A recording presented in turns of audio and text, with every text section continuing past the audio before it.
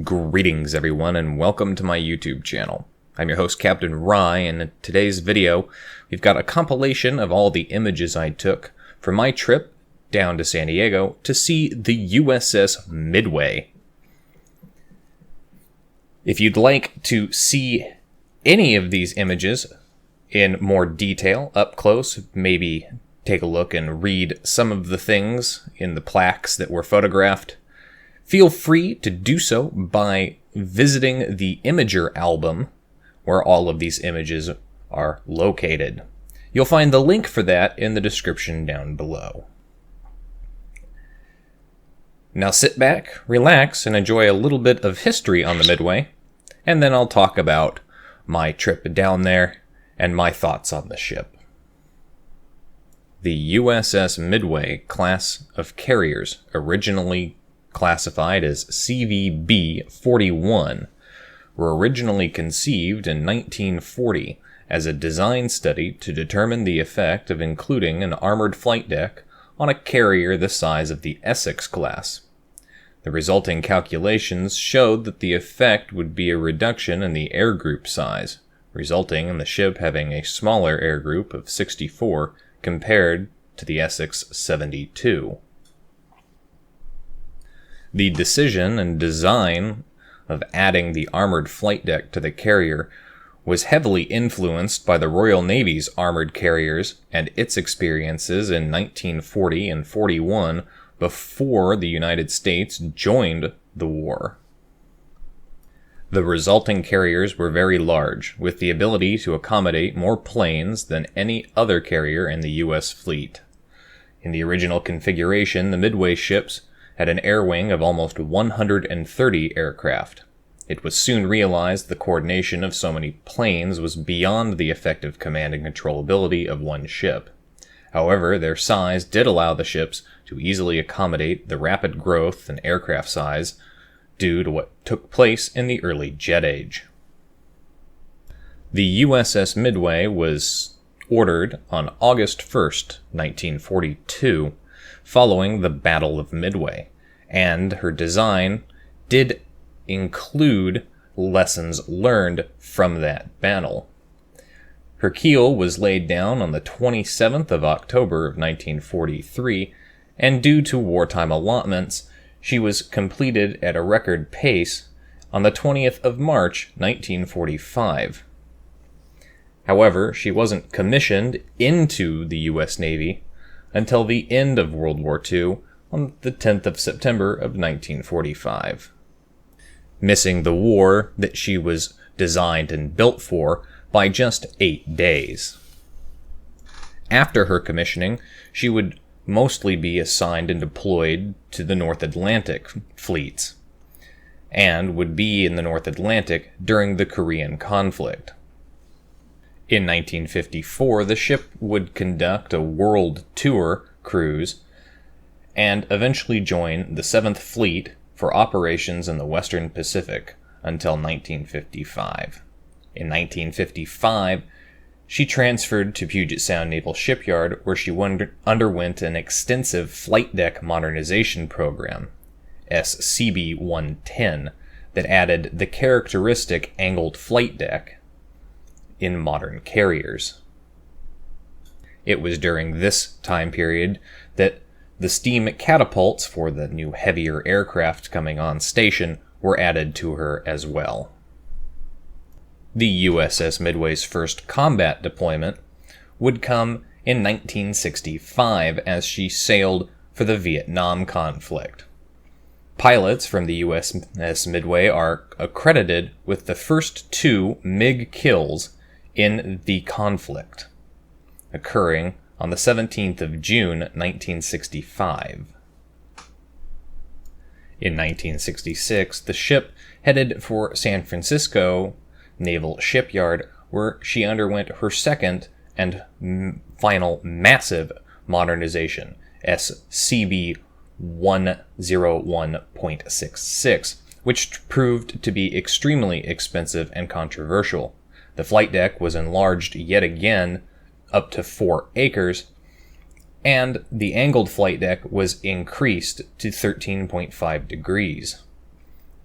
She also received new catapults, new arresting gears, and her aircraft elevators were given double weight capacity. However, it was shown that the costly modernization project resulted in poorer seakeeping in rough weather and reduced the ability of the ship to perform air operations during bad weather. The ship would have to undergo additional modifications in order to correct this problem. The USS Midway would return to Vietnam in 1971, again in 72, and again in 1973, where pilots in 1973 from her flight deck were credited with the last air-to-air kill of the Vietnam War. In October of 1973, the USS Midway was officially assigned to Yokosuka, Japan, making her the first forward deployment of a complete carrier task force in a Japanese port. In April of 1975, the Midway would once again return to the waters of Vietnam as she, along with several other carriers, participated in the evacuation of Saigon. The USS Midway would perform its final combat operation during Operation Desert Storm in 1990 and 91, where she was part of Battle Force Zulu, which comprised warships from the US, Australia, and other countries. The final deployment of the Midway came in June of 1991 as it headed to the Philippines for Operation Fiery Vigil, which was the evacuation of 20,000 military members, including their families, from Clark Air Base, an island of Luzon, after the eruption of the local volcano. The USS Midway was formally decommissioned on the 11th of April 1992 and stricken from the Naval Register in 1997. Her decommissioning in 1992, at its time, marked the Midway as the longest-serving, continuously commissioned, aircraft carrier in the world, a title which she held on to until just recently, when it was replaced by the INS Virat, formerly HMS Hermes. The Midway would be transferred up to the inactive ship maintenance facility in Bremerton, Washington, until 2003, when she would be transferred back down to San Diego as part of the museum and memorial. The carrier has been docked there ever since. The USS Midway Museum, located on North Harbor Drive in San Diego, operates 365 days a year from 10 a.m. until 5 p.m. and provides a variety of interesting audio and non-audio tours, docents for questions, displays, and a few movies, including the Battle of Midway, for which the ship is named. The museum is also currently continuing its restoration project of the USS Midway, continuously opening up new compartments and new areas for you to go visit and learn about aboard the ship. Currently, the USS Midway has the Life at Sea area, the mechanical and engineering sections to include the engine room, as well as the main hangar deck, the flight deck, and now bridge operations. For those of you who are interested in visiting the USS Midway, who are currently active duty members of the military, admission for you is always free. For those of you who are former members of the military with your honorable discharges and are veterans and eligible for veterans benefits, Veterans Day is free admission day for you and your families aboard the USS Midway. That's November 11th, just around the corner. Well then, on to my thoughts and experiences aboard the USS Midway. Upon approaching the ship, I noted how large it was and how well maintained it looked. It really does look like the people at the museum have been caring for both the inside and the outside of the ship really, really well. Upon entering the ship, you enter aboard the main hangar deck, and you have your picture taken, if you so want a memorial photograph, and you can pick up your free audio tour. My father and I picked up the audio tour, but ultimately never used it. And to some respect, I'm kind of glad that we didn't. If you don't already know a lot about the history of the ship, its design, why it was built, and a lot of the stuff on board the ship, including operations and aircraft, then the audio tour is probably something that you should definitely consider picking up. It's unguided, and it's super easy to use. However, you should note that if you combine the audio tour with all of the docent stuff, plus picture taking, plus walking around the ship, you've probably got at least 20 hours worth of content to see on board the Midway. So it's definitely not a one-day done trip. If you are interested, like I was, to see the bridge tour, it's recommended that you get there early and you get in line for it early. They run every 30 minutes. They only allow up to 30 people on the tour, and it's first come, first serve. And the bridge tour is definitely something interesting. I will say, however, you have to be able-bodied in order to see this tour because you are going up those very, very steep stairways. And if you're tall, like myself and my father, you do need to watch your head.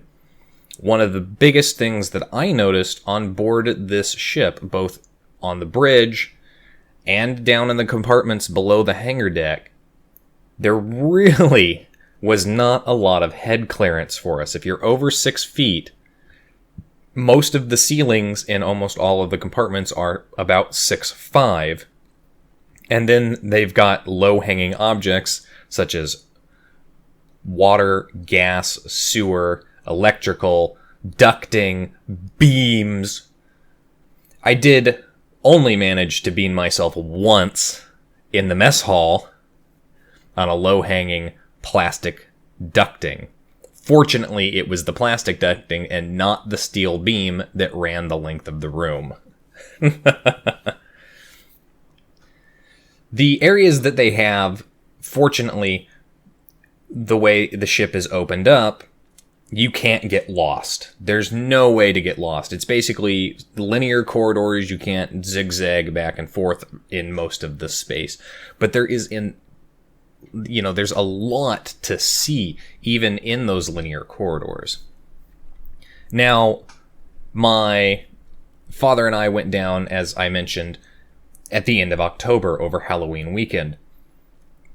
If you can get away in the winter months to visit the Midway, this is the time to go. It's off-season, which means the crowds are going to be a lot smaller, and you'll be able to ask questions to the docents and have them answered more personally. You'll be able to peruse and walk about the ship at leisure without having to deal with crowds that are too large and getting in your way of nice photographs, or reading plaques, or just some of the other information. And there is a lot of information on this ship.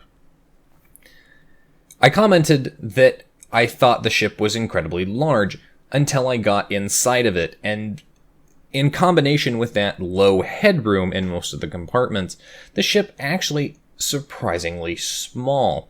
Walking from the bow in the anchor room all the way to the fantail really does not take you a lot of time.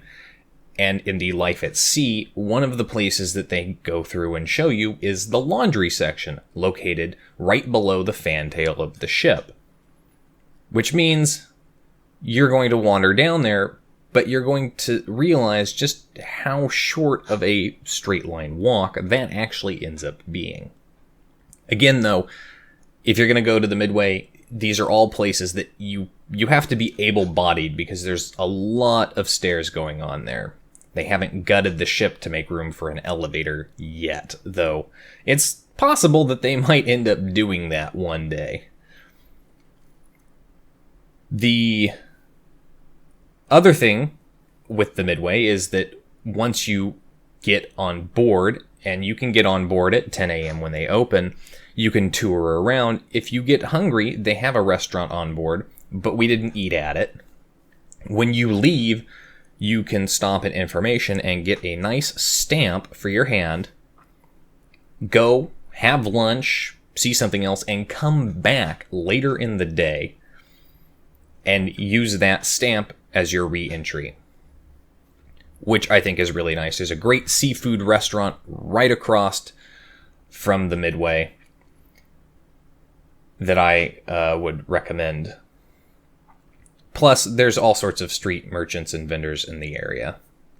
If you're lucky, like me, when you go visit the Midway, you'll get to see a nice comparison as one of the other aircraft carriers, CVN-71 in this case, was parked across the channel at the Naval Air Station Island.